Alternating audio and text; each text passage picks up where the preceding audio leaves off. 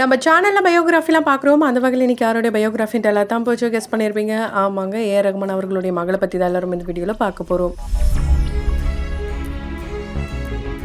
அவங்கள பற்றி பார்க்குறதுக்கு முன்னாடி இது வரைக்கும் யாரால நம்ம சினி சமூகம் சேனலை சப்ஸ்கிரைப் பண்ணலையோ அவங்க எல்லாரும் மறக்காமல் சப்ஸ்கிரைப் பண்ணிட்டு பக்கத்தில் இருக்க பெல் ஐக்கானையும் மறக்காமல் ப்ரெஸ் பண்ணிடுங்க. ஏ.ஆர். ரகுமான் அவர்களுடைய மகள்களை பற்றி நம்ம எல்லாருக்குமே தெரியும். அதில் கத்திஜாவை ரொம்ப நாளாவே தெரியும்னு சொல்லலாம். ஏன் அப்படின்னு பார்த்தீங்கன்னா அவங்க எனி டைமும் மாஸ்கோட தான் சுற்றிட்டு இருப்பாங்க. அது மூலியமாகவே அவங்க கான்ட்ரவர்சிலையும் சிக்கியிருந்தாங்க. அந்த கான்ட்ரவர்சி எல்லாத்துக்குமே அவங்க பதிலடி கொடுத்தாலும் திரும்ப அவங்க என்ன பண்ணாலுமே ஒரு கான்ட்ரவர்சி அப்படின்ற மாதிரி தான் அவங்களும் ப்ரொஜெக்ட் பண்ணி வச்சிருக்காங்க. இருந்தாலும் அவங்க எந்த அளவுக்கு ஒரு குட் சோல் அப்படின்றத கண்டிப்பாக அவங்களுடைய இன்டர்வியூஸ் மூலியமாவே தெரிஞ்சுக்கலாம். அந்த அளவுக்கு எல்லாத்துக்குமே ரொம்ப வெளிப்படையா தெளிவாகவும் பதில் சொல்றாங்க. புலிக்கு பிறந்தது பூனை ஆகாது அப்படின்னு சொல்ற வகையில தான் இவங்க அவங்க அப்பாவுடைய வழியிலேயே வந்திருக்காங்கன்னு சொல்லலாம். ஏன்னா இவங்க ஒரு மியூசிக் கம்போசர் அண்ட் சிங்கர் அப்படின்னு சொல்லலாம். தனியா ஒரு படத்துல மியூசிக் கம்போஸ் பண்ணியிருக்காங்க. அது மட்டும் இல்லாம 13 வயசுலயே இவங்க 3 மொழிகள்ல ஒரு பெரிய லெஜெண்டுக்கு பாடல் பாடியிருக்காங்க. ஒரு சின்ன போர்ஷன் தான், ஆனா அந்த சின்ன போர்ஷன் கூட ஒரு பேசும் பொருளா மாறிச்சுன்னு சொல்லலாம். ஏன்னா அந்த அளவுக்கு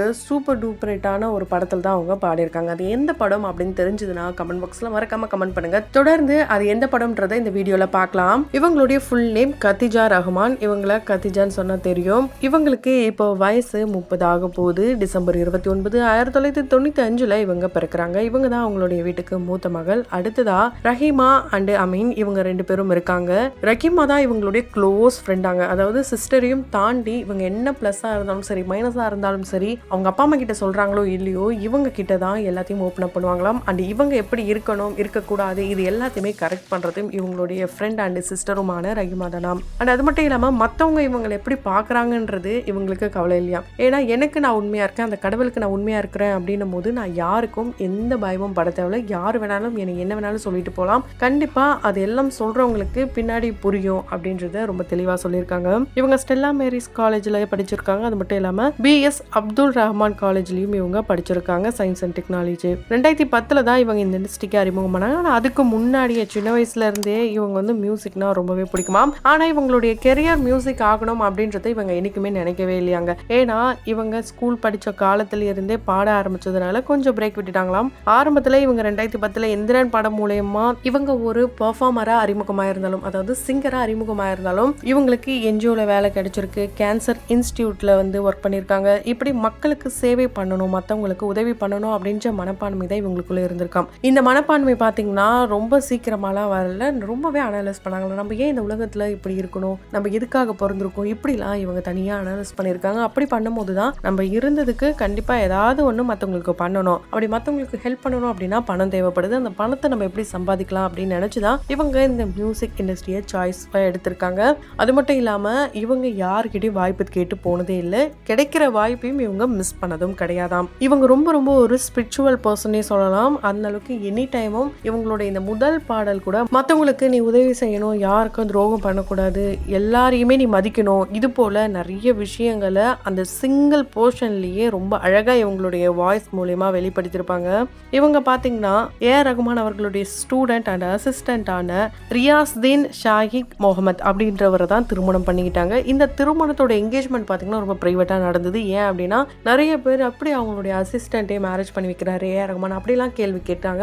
அது மட்டும் இல்லாமல் இந்த கேள்விக்கெல்லாம் இவங்களே பதிலடி கொடுத்துட்டாங்க. ஏன்னா கிட்டத்தட்ட பல வருஷமா அவர் தெரியுமா. அப்படி இருக்கும் போது எனக்கு அவரை ரொம்ப பிடிச்சது. அவர் ஒரு இன்ஸ்பிரேஷன் தான் எனக்கு. அவரோட இன்ஸ்பிரேஷன்ல தான் நான் அடுத்தடுத்து போகிறேன். என்னை புஷ் பண்ணுறதும் அவர் தான். அடுத்த லெவலுக்கு போகணும், என்னை இங்கே கூப்பிட்டு போகிறது அங்கே கூப்பிட்டு போகிறது இப்படி எல்லாமே பண்ணுறது அவர் தான். அப்படி இருக்கும் போது அவர் என் லைஃப் லாங் இருக்கோம்னா கண்டிப்பாக நான் வந்து நெக்ஸ்ட் லெவலில் நாங்கள் 2 பேரும் சேர்ந்தே வளர்றதை பார்க்கும்போது ரொம்ப சந்தோஷமாக இருக்குது அப்படின்னு அவங்க சொல்லியிருக்காங்க தன்னுடைய கணவரை பற்றி. அது மட்டும் இல்லாமல் அவங்க கணவர் கூட சேர்ந்து இவங்க ஒரு நல்ல கார்டனுக்கு போகணும்னு ஆசையா, அதே மாதிரி ஸ்னோக்கெலாம் போகணும்னு ரொம்ப ஆசையாங்க. 2 பேரும் வந்து ரொம்பவே பிஸியாக இருக்காங்களாம். ஆனால் இதெல்லாம் தாண்டி அவங்களுக்கான ஒரு ப்ரைவசி அவங்களுக்கு எப்போ கிடைக்குமோ அப்போ போகணுன்ற ஆசை அவங்களுக்குள்ள இருக்கு. இவங்க பார்த்தீங்கன்னா யூடியூப்ல 2019 ஜோஷ்வா ட்ரீ டூர், அதாவது மும்பையில் இதுக்கான ஒரு ப்ரொமோஷனை இவங்க பண்ணியிருக்காங்க. கூக்கு அப்படின்ட்டு 2023 லதா மங்கேஷ்கர் அவர்களுக்கு ஒரு ட்ரிபியூட் கொடுக்குற வகையில் அவங்களுடைய சாங்கே எடுத்து ரொம்ப மெலோடியஸில் கவர் சாங்காக இவங்க ரெடி பண்ணி அதை ஒரு ஆல்பமாக ரிலீஸ் பண்ணியிருக்காங்க. அது மட்டும் இல்லாமல் இந்த ஒரு விஷயத்தில் பார்த்தீங்கன்னா ரொம்ப ஒரு சீக்ரெட்டும் இருக்குது அண்ட் சர்ப்ரைஸும் இருந்திருக்குன்னே சொல்லலாம். 48 உமன்ஸ் வந்து இந்த ஆர்கெஸ்ட்ராவில் பார்த்தீங்கன்னா 48 உமன்ஸ் வந்து ஒர்க் பண்ணியிருக்காங்களாம். Full and full womens based தான் இதை வந்து ரெடி பண்ணியிருக்காங்க. அதே மாதிரி பியாதோஸ் அப்படின்ற ஒரு ஆல்பம் ஃப்ரிதோஸ் ஆர்கெஸ்ட்ரால இவங்க வந்து ஜாயின் பண்ணி உமன் எம்பவர்மெண்ட் பத்திலாம் இவங்க வந்து மியூசிக் மூலமா சொல்லியிருக்காங்க. இவங்க எப்பவுமே உமன்ஸ்க்கு ரொம்ப முக்கியத்துவம் கொடுப்பாங்க அண்ட் இண்டிபெண்டா இருக்கணும் அப்படின்னு சொல்றாங்க. இவங்க இந்த மியூசிக் கூட ரொம்ப வந்து நான் கண்டினியூஸா பண்ணணும் அப்படிலாம் நினைக்கவே இல்லையாம். 8 இயர்ஸ் பிரேக் எடுத்துட்டு அந்த பிரேக்ல இருக்கும்போது அவங்களுடைய அம்மாவுடைய அப்பா வந்து ரொம்பவே வருத்தத்தில் இருந்தாராம். என்னம்மா நீ மியூசிக்கே பண்ணலாமே அப்படின்னு சொன்னதுனால தான் திரும்பவும் இவங்க வந்து அதை கையெடுத்திருக்காங்க. கையில் எடுத்தது மட்டும் இல்லாமல் 2023 மின்மினி அப்படின்ற ஒரு படத்தில் மியூசிக் கம்போசராகவும் இவங்க அறிமுகமாயிட்டாங்க.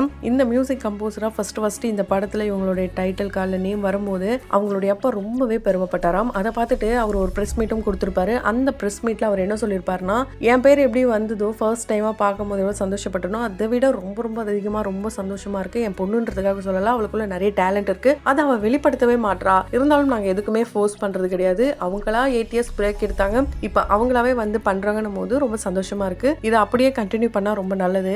அண்ட் யாரும் என் பொண்ணை பத்தி குறை சொல்லாதீங்க, தப்பா பேசாதீங்கலாம் அவர் சொல்லியிருப்பாரு. அது மட்டும் இல்லாம இவங்க இது வரைக்கும் இரவின் நிழல், மிலி, பொன்னியின் செல்வன் 2 இது போல படங்கள்லாம் கூட பாடல்கள் பாடியிருக்காங்க.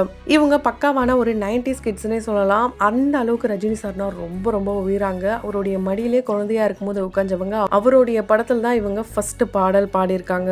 அது மட்டும் இல்லாமல் வீட்டில் எப்போவுமே இந்த மியூசிக் பற்றி டிஸ்கஸ் பண்ணவே மாட்டாங்களாம். இங்கே ட்ரிப் போகலாமா, இதை சாப்பிடலாமா, அதை சாப்பிடலாமா, இப்படி தான் வந்து இவங்க தான் வந்து எல்லாத்துக்கும் பிளான் பண்ணுவாங்களாம். ஃபேமிலியெல்லாம் ஓகே பண்ணுவாங்களாம். இவங்களுக்கு 90s சாக்லேட்ஸ்னால் ரொம்ப பிடிக்குமா. இவங்க அப்பா மியூசிக் போட்டதுலேயே இவங்களுக்கு பிடிச்சது சின்ன ஆசை. இந்த பாடலை எப்பவுமே இவங்க வந்து பாடிக்கிட்டே இருப்பாங்களாம். இவங்க அறிவு அவர்கள் கூட சேர்ந்து சகவாசி அப்படின்ற பாடலை பாடியிருக்காங்க. இது பார்த்தீங்கன்னா கொக்கு ஸ்டுடியோ தான் வேர்ல்டு வைடாக வச்சு ரன் பண்ணுறாங்க.